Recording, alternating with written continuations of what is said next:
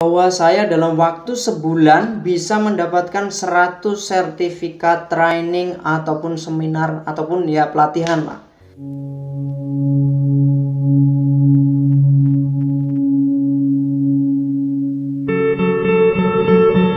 Hai guys, ya benar sekali bahwa saya dalam waktu sebulan bisa mendapatkan 100 sertifikat training ataupun seminar ataupun ya pelatihan lah. Kenapa begitu? Ya tentunya di video selanjutnya akan saya bahas. Sebelum itu tonton dulu video ini.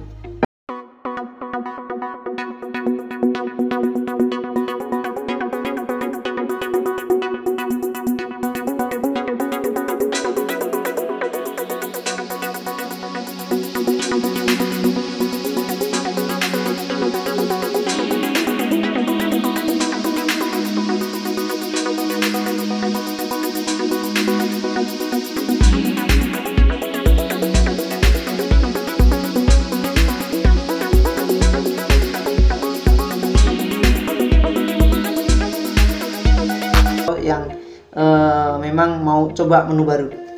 Nah, saya lanjutkan di video yang tadi sesuai dengan judul ini, bahwa saya dalam waktu sebulan mendapatkan 100 sertifikat. Itu bisa saja. Kenapa? Karena dalam waktu sehari, begitu saya melihat di media sosial saya, Instagram, Facebook, story WA dan yang lain sebagainya, saya melihat banyak teman-teman atau sahabat-sahabat itu memposting seminar atau sertifikat seminar mereka atau pelatihan mereka di Facebook mereka. Dan tidak jarang saya juga mendapati mereka juga memposting KTP mereka. Tahukah teman-teman bahwa selain kita di dunia ini juga banyak orang-orang yang berpikir negatif atau punya rencana jahat. Artinya waktu mereka punya rencana jahat, mereka akan mencari cara untuk berbuat jahat atau berbuat curang. Apalagi dengan memposting tentang sertifikat ini. Waktu kita tidak memposting pun, orang lain bisa menggunakan keahlian mereka untuk membobol sesuatu, atau data-data kita menjadi data yang atau data kita tercuri. Apalagi kalau ada sertifikat di posting di Facebook, itu bisa di-download oleh kita atau oleh orang-orang yang berencana jahat, kemudian diganti namanya atau yang lain. Tanda tangan yang ada di situ, karena tanda tangan pemilik yayasan, tanda tangan panitia, bisa dipakai untuk pinjaman online. Apakah ini mungkin? Bisa saja, karena banyak orang-orang memang apalagi yang sengaja membuat seminar-seminar palsu, atau dia hanya mau mengambil legasinya saja meskipun dia tidak ikut seminar. Dia bisa memakai nama lembaga tertentu menjadi landasan dia untuk membuat seminar. Nah, ini kan hal yang sangat penting. Mungkin kita berpikir ini sesuatu yang biasa, kita ngupload sertifikat atau piagam di media sosial sebagai bentuk ucapan terima kasih kepada lembaga tertentu atau sponsor tertentu. Tetapi ternyata ini bisa menjadi pintu buat orang-orang jahat untuk membobol data-data kita. Pernah nggak teman-teman mendapatkan SMS-SMS yang tidak teman-teman kehendaki, atau SMS yang nomornya tidak teman-teman kenal berkaitan dengan pinjaman online, kupon berhadiah, dan yang lain sebagainya? Itu adalah salah satu bahwa kejadian itu tandanya data teman-teman bocor, nomor seluler teman-teman diambil oleh orang. Mereka bisa ngambil dari mana? Ya bisa dari waktu kita bikin promosi lewat spanduk, bisa menggunakan data-data waktu kita ikut seminar tertentu. Jadi perusahaan yang membuat seminar ternyata menjual data kita.